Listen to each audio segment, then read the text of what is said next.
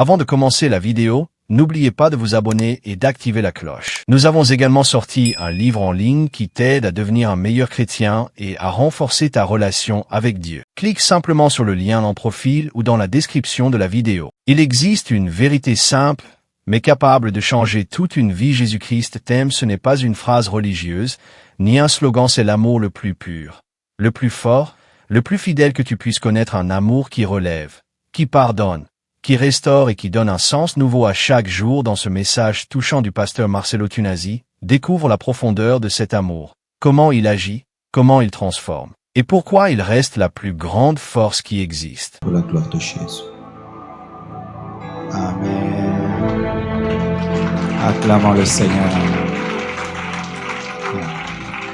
Prenez place, s'il vous plaît. Ce frère joue très bien au piano. Tu es de Kinshasa?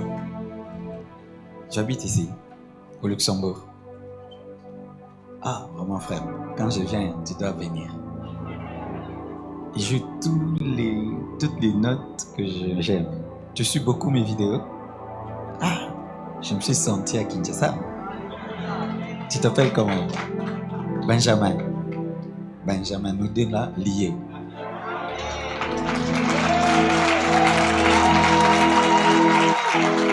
Amen. Je ne serai pas long, afin de vous permettre de rentrer. Donnez-moi 30 minutes. Ça va? Amen. Le thème de mon message, c'est Jésus-Christ t'aime. Amen. Genèse 24, versets 1 à 6. Abraham était vieux, avancé en âge, et l'Éternel avait béni Abraham en toutes choses.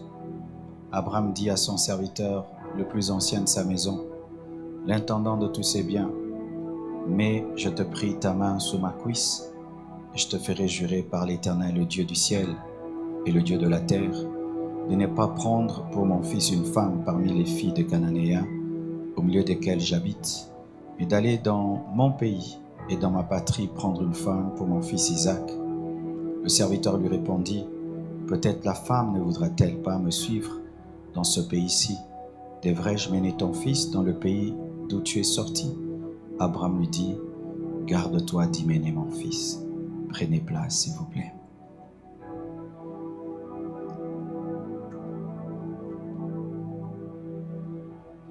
C'est parmi les chapitres de la Bible qui parlent du mariage. C'est le seul chapitre de la Bible qui, du début jusqu'à la fin, parle du mariage.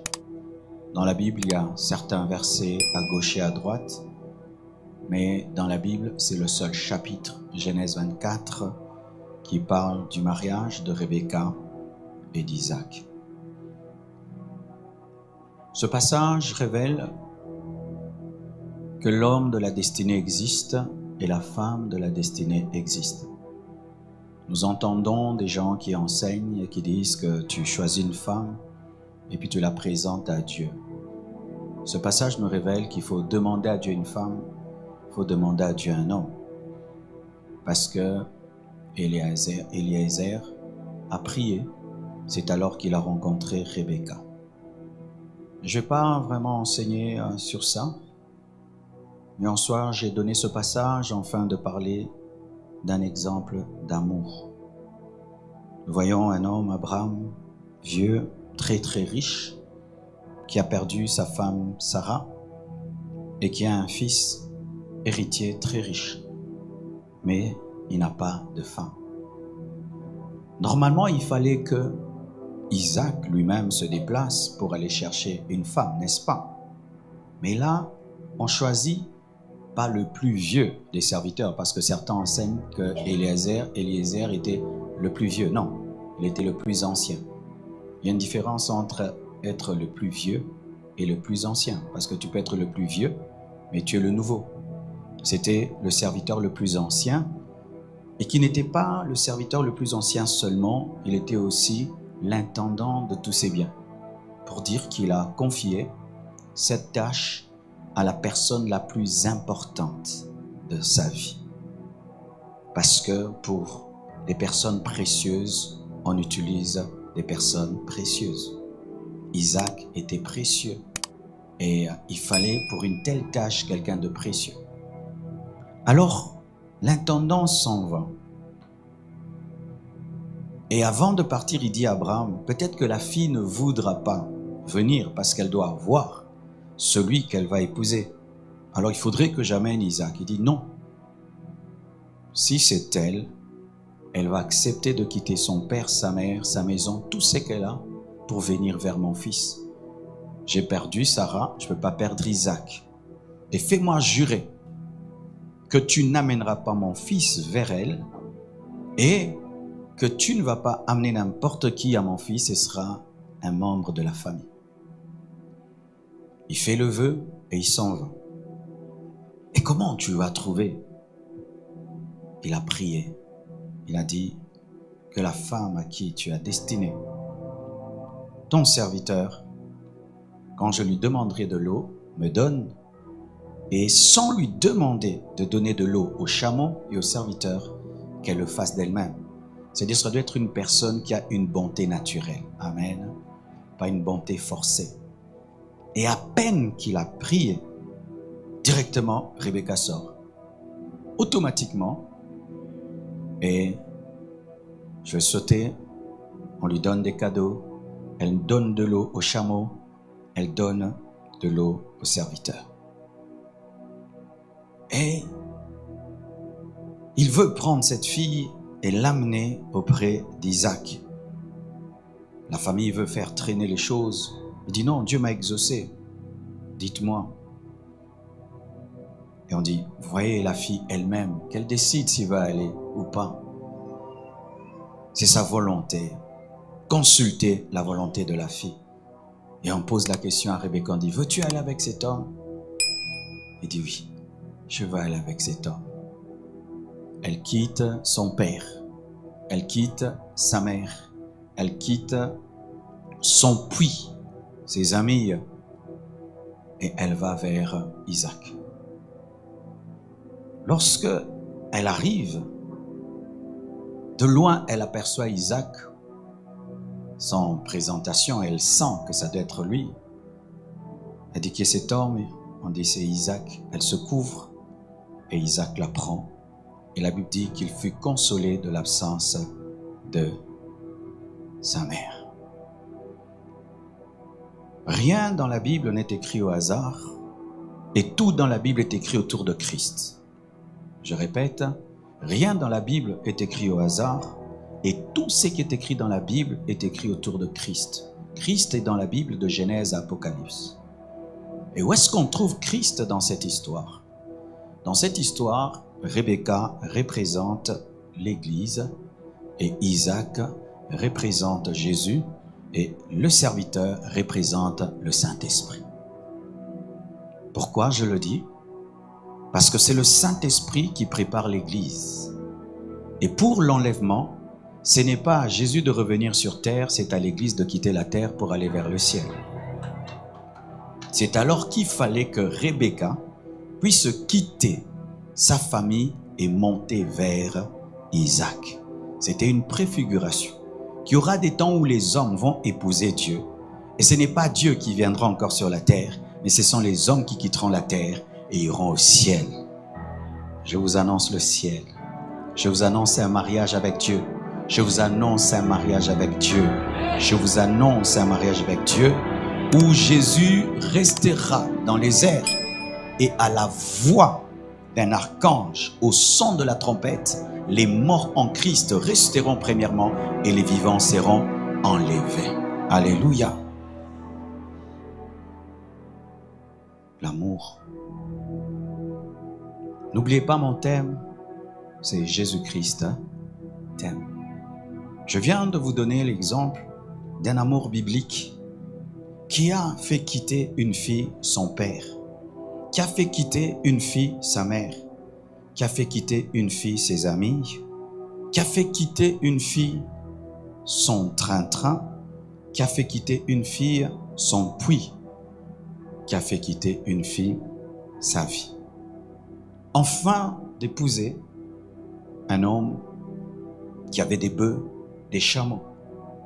L'amour d'Isaac pour Rebecca et de Rebecca pour Isaac a amené une transformation dans la vie de Rebecca. Elle ne pouvait à la fois garder papa et maman et avoir Isaac. Elle ne pouvait à la fois garder son puits et avoir Isaac. Elle ne pouvait avoir à la fois ses amis et Isaac. Il fallait qu'elle choisisse. L'amour amène toujours des choix. L'amour nous donne et nous fait perdre. L'amour nous donne et l'amour nous fait perdre. Un amour qui ne fait pas perdre n'est pas un amour. Un amour qui ne te change pas, qui ne te transforme pas, n'est pas un amour. L'amour transforme. Et on lui a dit, veux-tu suivre cet homme? C'était un sacrifice. Elle quittait le connu pour l'inconnu. Elle quittait ce qu'elle maîtrisait pour ce qu'elle ne connaissait pas. Elle ne connaissait même pas l'homme qu'elle allait épouser. Comme toi et moi, on n'a jamais rencontré Jésus. Si même tu as eu une vision de Jésus, ce n'est qu'une ombre de lui. Il est mort à la croix, nous n'étions pas là. Il est ressuscité, nous n'étions pas là. Le ciel où nous irons, on n'a jamais vu. Il faut de l'audace, il faut de la foi, il faut de l'amour pour suivre l'inconnu et abandonner le connu. Et c'est ça la foi. Vous tous qui voulez tout comprendre et tout maîtriser pour suivre Dieu, ça ne marche pas ainsi. Elle n'avait pas toutes les garanties, mais elle savait que cet homme est un homme de parole et il ne va pas détruire ma vie et il va me transformer au travers des cadeaux qu'il avait donnés lorsqu'elle avait donné l'eau. Elle a donné de l'eau, elle a eu de l'or. Et toi tu sers Jésus-Christ et te donne les dons du Saint-Esprit. Et les dons de l'Esprit dans la Bible sont appelés les arrêts de l'Esprit, c'est-à-dire les prémices de ce que Dieu va donner. En soi, Eliezer avait donné ce que Dieu donnera, ce qu'Isaac donnera. Et les dons spirituels qui nous sont donnés précèdent la récompense céleste qui nous attend au ciel.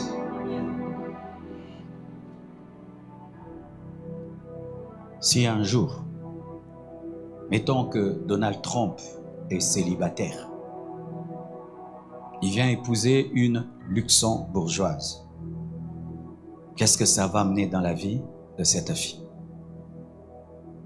L'ambassade des États-Unis va la chercher. Si elle n'a pas de visa, elle aura le visa. Vrai ou faux? Tout d'un coup, elle va devenir milliardaire, n'est-ce pas? Elle va payer le prix de parler anglais. Elle aura tout d'un coup des gardes du corps. Tout d'un coup, une vie va venir dans sa vie parce que un président l'a aimé. Un homme fait de chair et d'os aime une fille du Luxembourg, mais cette fille ne sera plus jamais la même. Tu n'auras plus la toucher, lui parler n'importe comment. Elle pourra téléphoner, tu te retrouves en prison. Mais elle n'est pas présidente. Elle est aimée par le président. Si aujourd'hui Elon Musk devient célibataire et veut épouser une luxembourgeoise, tout d'un coup, toutes les voitures Tesla deviennent à elle. Mais elle n'a pas construit une seule voiture. Mais ce qui est à Elon devient à toi. Et quand Jésus-Christ t'aime, tu n'as pas besoin de mourir à la croix devient à toi. Quand Jésus-Christ t'aime, tu n'as pas besoin de créer la nouvelle Jérusalem céleste, ça devient à toi. Quand Jésus-Christ t'aime, les anges viennent dans ta vie et te gardent et te protègent. Quand Jésus-Christ t'aime, ce qu'il a fait est à toi. Quand Jésus-Christ t'aime, ta vie est bouleversée, changée. Quand Jésus-Christ t'aime, tu n'es plus maudit, mais tu es béni. Quand Jésus-Christ t'aime, tu n'es plus captif de Satan. Quand Jésus-Christ t'aime, ce que tu ne pouvais pas faire, tu le fais. Pourquoi? À cause de l'amour, à cause de l'alliance. Et j'aimerais vous dire ici, il y a plus que Elon Musk, il y a plus que le président Donald Trump, il y a plus que Isaac, il y a Jésus-Christ de Nazareth. Je suis venu vous dire que Jésus-Christ vous aime, Jésus-Christ t'aime, Jésus-Christ Jésus-Christ t'aime. Jésus-Christ t'aime. Celui qui a créé Elon Musk, celui qui a créé Donald Trump, celui qui a créé Isaac t'aime. Et si Jésus-Christ t'aime, aucun démon ne peut habiter en toi. Si Jésus-Christ t'aime, personne ne peut te maudire. Si Jésus-Christ t'aime, tes péchés sont pardonnés. Si Jésus-Christ t'aime, le Saint-Esprit va t'aimer. Si Jésus-Christ t'aime, tu vas recevoir les dons spirituels. Si Jésus-Christ t'aime, même si tu meurs, il te ressuscitera. Si Jésus-Christ t'aime, ton nom aura le visage céleste. Ton nom sera écrit dans le livre de vie. Si Jésus-Christ t'aime, tu auras la joie, tu auras la paix, tu auras le bonheur. Et j'enlève si. J'affirme que Jésus-Christ t'aime. Il n'y a pas de si. Jésus-Christ t'aime. Pour Elon Musk, j'ai dit si. Pour Donald Trump, j'ai dit si. Mais pour Jésus, il n'y a pas de si. Jésus t'aime. Jésus t'aime. Jésus t'aime. Est-ce que je peux vous le décrire? Frères et sœurs, il m'a dit, parlez-leur de moi aujourd'hui. Lorsque tu lis le livre de l'Apocalypse, 1 verset 12 à 20, le Jésus qui est apparu à Jean dans Apocalypse, il a des yeux comme des flammes de feu, révélant la connaissance, l'omniscience. Imagine un homme qui a des yeux comme des flammes de feu. Nous aimons les hommes avec des yeux bleus, mais lui, des flammes de feu. Des flammes de feu. Il maîtrise le passé, le présent et le futur. C'est celui qui t'aime. Il n'a pas des yeux bleus, il a des flammes de feu, comme un laser. Il n'a pas des cheveux noirs, il n'a pas des cheveux blonds, il a des cheveux blancs, mais pas blancs de vieillesse, blancs de sagesse. Lisez Apocalypse, imagine des yeux flammes de feu, des cheveux blancs de sagesse. Et son visage n'est pas noir, n'est pas blanc. Son visage brille comme le soleil à son midi. Le soleil, des yeux de feu, des cheveux blancs de sagesse et un visage glorieux, brillant comme le soleil. Tu imagines ça? Ses pieds sont en airain, symbolisant la justice. Il paie avec justice, il juge avec justice et sainteté. Il a des pieds en bronze, donc toute sa peau est comme du bronze. Et sa robe est une robe blanche de sainteté. Et la robe représente la royauté. Et il a une ceinture en or sur la poitrine pour dire que c'est un roi qui t'aime. La ceinture n'est pas au niveau des reins, la ceinture est au niveau de la poitrine. C'est un roi aimant, un roi. Et pas n'importe quel roi. La Bible dit que sur sa cuisse est écrit le roi des rois, le Seigneur des seigneurs. Un tel être t'aime. Un tel être t'aime. Et il marche au milieu des 7 chandeliers qui symbolisent l'église. Et il tient 7 étoiles dans ses mains. Il y a des étoiles qui sont plus grandes que le soleil. Un être qui peut tenir 7 étoiles dans les mains. Un géant t'aime. Quand tu penses à Jésus, arrête de penser au film. Parce que vous pensez au film quand vous dites Jésus. Non. Jésus, esprit. Il brille comme le soleil. Jésus est esprit. C'est celui qu'Apocalypse nous représente.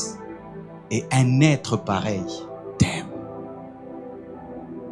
Te poursuit, te pourchasse. Quand tu dors, il est là. Quand tu te réveilles, il est là. Il est ici. Qui peut te toucher? Qui peut t'atteindre? Qui peut te détruire? Pour qu'une star de ce monde, un tout petit peu belle, t'aime, il y a beaucoup de conditions. Mais regarde Jésus qui brille comme le soleil. T'a aimé avant que tu l'aimes. T'a offert sa vie avant que tu lui offres la tienne. Jésus t'aime. Tu n'es pas aimé par n'importe qui. Tu es aimé par un roi. Un roi. Et pas un roi des rois. Devant lui, les rois se prosternent. Les présidents se prosternent. Les seigneurs se prosternent. Mais il t'aime toi. Il t'a choisi toi. Il t'a donné son cœur. Il t'a donné son sang. Il t'a donné sa vie. Nous les hommes, on dit, j'ai donné à cette fille mon cœur. Mais Jésus n'a pas donné que son cœur. Il a donné son sang. Il a donné sa vie. Nous les hommes, nous donnons des dots. Jésus a donné la dot de sa vie. Avez-vous déjà été dans une dot où quelqu'un meurt pour épouser une femme? Seul Jésus-Christ l'a fait. Jésus-Christ t'aime. Le roi des rois. Le Seigneur des seigneurs. L'alpha et l'oméga. Si tu veux connaître ta valeur, regarde à celui qui t'aime. C'est quand on voit quelqu'un, vous le trouvez qu'il est n'importe qui. Et un jour, quelqu'un d'exceptionnel l'aime. Il commence à se trouver extraordinaire à cause de l'amour. Et l'amour de Dieu est sur toi. Si les hommes ne t'aiment pas, ce n'est pas grave. Ce sont des toutes petites créatures. Le Créateur t'aime. Le Créateur t'a choisi. Le Créateur t'a choisi. Le Créateur t'aime. Le Créateur t'a choisi. Le Créateur t'aime. Et lorsqu'il t'aime, il fait briller ta vie. Lorsqu'il t'aime, il sanctifie ta vie. Lorsqu'il t'aime, tu goûtes à sa connaissance. Lorsqu'il t'aime, tu goûtes à sa nature. Lorsqu'il t'aime, tu commences aussi à gérer les chandeliers et les étoiles. Lorsqu'il t'aime, tu commences aussi à parler à la création. Lorsqu'il t'aime, tu commences aussi à chasser les démons. Lorsqu'il t'aime, ta parole aussi devient une flamme de feu. Lorsqu'il t'aime, toi aussi, tu commences à voir la gloire comme Moïse sur ton visage. Tu deviens participant à sa nature. Selon qu'il est écrit que si quelqu'un est en Christ, c'est une nouvelle création. Tu es recréé par l'amour. Dieu t'aime. Dieu t'aime. Et on a posé cette question à Rebecca. Veux-tu aller avec cet homme? Elle a dit j'irai. Et moi je te pose cette question. Veux-tu aller avec celui que je t'ai présenté? Dis non aux hommes, mais ne dis jamais non à Dieu. Dis non aux hommes, mais ne dis jamais non à Jésus. Mais dans le prix que tu vas payer, il y aura des pleurs et des abandons. Et j'aimerais un peu insister là. Aujourd'hui, nous avons des gens qui veulent aimer Jésus, mais qui ne veulent rien perdre. C'est comme si Rebecca veut Isaac, mais veut garder sa vie à côté de papa et maman. Le mariage serait impossible. Si vous avez choisi Jésus, renoncez à votre vie passée. Renoncez à votre vie passée. Séparez-vous de votre vie passée. Vous ne pouvez pas tout avoir. Dans l'amour, on sacrifie toujours quelque chose. Dans l'amour, on sacrifie même des personnes, n'est-ce pas? Une fille qui avait 10 copains, quand elle décide de se marier, elle perd tous ses copains, n'est-ce pas? Une fille qui épouse un homme, qui dit, ben moi, je ne veux plus que tu te portes des mini. Elle ne va plus porter de mini-jupe. Un homme va changer même son habillement. Mais comment vous voulez épouser Jésus? Vous voulez garder vos vêtements, vos habitudes, faire ce que vous voulez? Non. L'amour réclame des sacrifices. L'enlèvement nous fera perdre nos maisons, nos voitures, nos biens, nos comptes en banque. Nous crions l'enlèvement. Mais au jour de l'enlèvement, nous allons perdre tout ce que nous avons investi sur la terre. Mais vous voulez aimer Jésus, mais vous parlez comme des païens.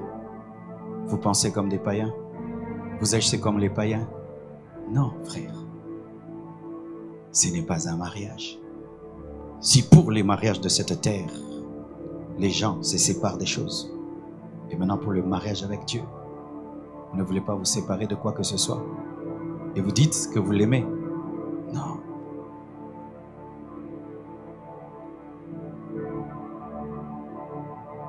Il y a deux sortes de sanctification.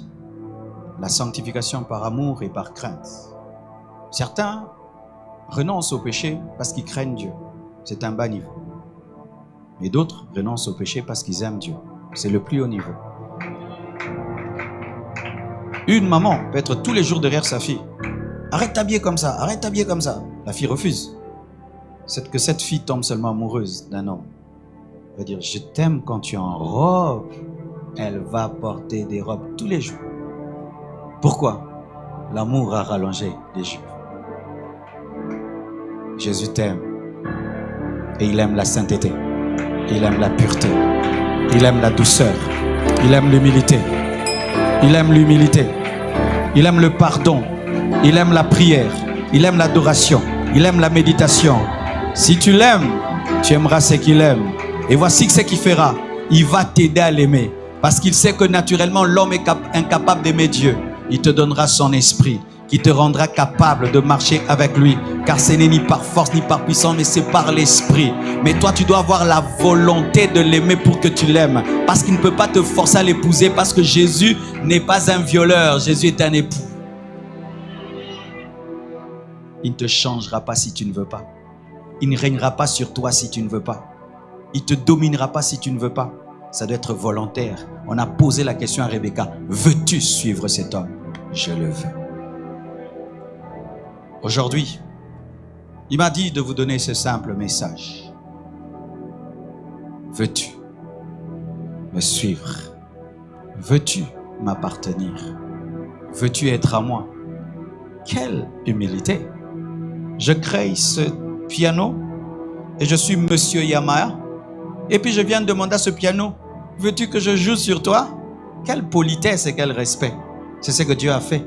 Il nous a créé à son image, à sa ressemblance. Mais pour qu'il puisse te diriger, te dit, veux-tu que je te dirige? Veux-tu me donner ta vie? Veux-tu me servir? Il pourrait nous prendre et nous utiliser. Mais Jésus n'est pas un démon pour nous posséder. Jésus est un Seigneur bien éduqué qui doit collaborer avec ta volonté. C'est pourquoi personne ne sera au ciel par accident. Tous ceux qui iront au ciel iront volontairement. Et personne n'ira en enfer par accident. Tous ceux qui iront en enfer auront refusé l'amour de Dieu. C'est ton choix. Tu es libre. Tu es libre. Je te propose la vie ou la mort, mais je te conseille de choisir la vie. Je te conseille de choisir Jésus. Jésus est Jésus. Oh, donne-moi la main. Car si Jésus ne t'épouse pas, il y a l'autre mari qui va t'épouser. Il s'appelle Satan. C'est un destructeur. C'est un voleur. Il va anéantir ta vie. Il va détruire ta vie. Et il va te jeter en enfer. Car si tu refuses Jésus, tu as choisi l'autre. Il n'y a pas de neutralité dans la spiritualité. Celui qui refuse le mariage avec Jésus a choisi le mariage avec le diable. Mais le diable est un destructeur. Le diable est un meurtrier. Le diable est un voleur. Pas de neutralité. Les gens enseignent la neutralité, ça n'existe pas. Moi, je suis un homme sans religion. Oui, tu peux être sans religion, mais tout homme est sous l'emprise d'un esprit. Il n'y a pas de célibataire spirituel. Si tu n'es pas marié à Jésus, tu es marié à Satan. Automatiquement. Je te conseille Jésus. Et si tu as épousé Satan, tu peux divorcer ce soir. En tant que maire de la ville du Luxembourg spirituel, je suis venu déclarer ton divorce avec le monde de ténèbres, ton divorce avec les œuvres maléfiques, ton divorce avec le satanisme, ton divorce avec l'adultère, ton divorce avec l'orgueil, le mensonge, ton divorce au nom de Jésus-Christ de Nazareth. Il est venu libérer les captifs. Il est venu libérer les captifs de la même manière qu'il a libéré le possédé de Gadara qui était sous l'emprise de l'esprit de folie. Il est venu déclarer le divorce avec la Mami Wata, avec la sirène de Zo, avec l'esprit de mort. Il est venu te libérer, mais tu dois le vouloir. Tu dois le vouloir. Il m'est apparu. Il m'est apparu quand j'étais jeune à 15 ans. Et il m'a dit, Marcelo, convertis-toi. Il ne s'est pas imposé. Je devais choisir. Une lumière m'est apparue. Une voix m'a parlé. Et Jésus est entré dans ma vie. Il est ici. Et je termine en vous disant que même ce que je viens de décrire de lui, ce n'est pas lui. Car la Bible dit dans Apocalypse que c'est un ange. Jésus l'appelle mon ange. Vous savez pourquoi? Parce que personne ne peut voir Dieu. Quand même Jean a dit qu'il l'a vu, c'était son ange. Parce qu'il habite une lumière inaccessible que personne ne peut voir et n'a vue. Même les anges qui disent voir Dieu ne voient qu'une partie de sa gloire. Mais une telle personne t'aime. Vous imaginez ça? Le Jean de l'Apocalypse qui a parlé de Jésus là, c'était son ange. C'est-à-dire qu'il est tellement glorieux que s'il apparaît à ses prophètes tel qu'il est, il meurt. Il est tellement glorieux que s'il apparaît même aux séraphins tel qu'il est, il disparaît. Il doit diminuer l'intensité de sa lumière pour que tu puisses voir un tout petit peu. Car ici, s'il se révèle tel qu'il est, personne ne verra. Tout le monde devient aveugle. Mais cette lumière-là t'aime.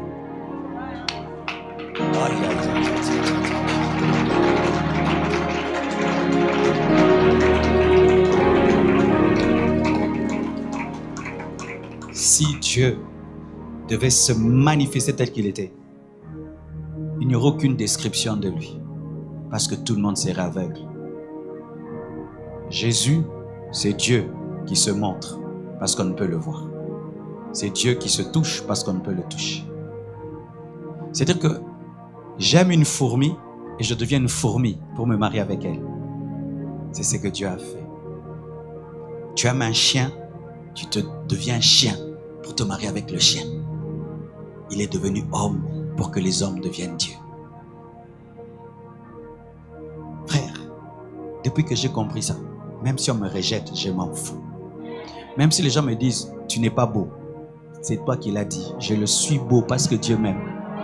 Est-ce que tu peux te comparer à celui qui m'aime? C'est quand une femme, elle a un mari terrible, et puis tu l'insultes, tu dis, hey, Jean m'a dit ce matin que j'étais belle. J'aimerais te présenter une carte postale céleste. La Bible de Genèse, Apocalypse. Dieu t'aime, Dieu t'aime, Dieu t'aime, Dieu t'aime. Oh, rescamantele braille. C'est simple. L'Esprit de Dieu me dit qu'il y a certains ici au milieu de vous. Vous avez fait le mal et le péché. Et Satan commence à vous dire que Dieu ne vous aime pas. Archi faux. Cette jeune fille qui est là, elle peut casser le téléphone de sa maman. Est-ce que pour autant, elle ne sera plus votre fille? Tu as cassé le téléphone de Dieu. Dieu t'aime toujours, mais ne le fais plus. Ne le fais plus. Dieu t'a aimé même quand tu étais païen. Dieu t'a aimé avant que tu naisses. Dieu t'a aimé quand tu n'étais qu'une pensée. Dans la tête de ton père et de ta mère, nous aurons un garçon. Dieu t'a aimé. Maintenant que tu es né, il va te rejeter parce que tu as commis un mal. Tu es même devenu chrétien, mais tu viens de commettre une erreur. Il va te jeter pour ça. Ce n'est pas la Bible. Jésus est mort pour des personnes qui n'étaient pas encore nées. Et maintenant qu'il est né, il est mort ressuscité. Et tu as commis une erreur. Tu laisses le diable te dire que Dieu ne t'aime pas. Non. Dieu t'aime, mais ne joue pas avec son amour. Dieu t'aime, mais ne reçoit pas son amour en vain. Savez-vous que même les gens qui iront en enfer seront aimés de Dieu? Oui, s'il y a le feu ici, et je vous dis, sortez par là et vous refusez. Vous allez mourir, je vais pleurer, mais vous allez quand même mourir. Vous allez mourir dans le feu parce que vous avez refusé le chemin que je vous ai montré. Les hommes vont en enfer alors que Dieu les aime. Parce qu'ils ont refusé la solution, la porte qui est Jésus-Christ de Nazareth. Tu sais, un homme qui sait qu'il est aimé devient beau et propre. Regardez une fille, elle peut être bizarre. Quand elle tombe amoureuse, elle commence à se laver. Elle commence à s'arranger. Tous les jours, quand on sait qu'on est aimé par Dieu, on abandonne le péché. On abandonne le mal. Beaucoup de gens qui pêchent n'ont pas la révélation que Dieu les aime. quand tu sais que Dieu t'aime, tu te vois comme celui qui t'aime, parce que l'amour élève. Et celui qui t'aime est propre, il est pur, il est sage. Tu deviens propre comme lui. Vous savez que beaucoup de péchés que nous commettons, c'est parce que nous avons une mauvaise image de nous-mêmes, que nous sommes petits. Et ainsi, nous vivons comme des cochons. Mais quand tu sais que tu es un être extraordinaire, parce que l'extraordinaire t'a aimé, tu te valorises. Et tu dis, ça c'est pas pour moi, ça c'est pas des bêtises, je ne peux pas faire. Je te dis la vérité. C'est pourquoi Dieu peut dire à un jeune garçon, vaillant héros, alors qu'il trouve qu'il n'est rien. Parce que s'il sait qu'il est grand, il va parler comme un grand, il va agir comme un grand. Jésus t'aime. Aime-le seulement en retour. Sépare-toi des choses qu'il n'aime pas et viens vers lui. Et je te dis, tu ne le regretteras jamais. Que Dieu vous bénisse abondamment. Est-ce qu'il y a un homme ce soir qui veut répondre à l'amour de Jésus? Tu vas venir devant, t'agenouiller, je vais prier pour toi. Approche-toi. Alléluia. Qui veut répondre à cet amour? Viens devant, nous allons prier ensemble.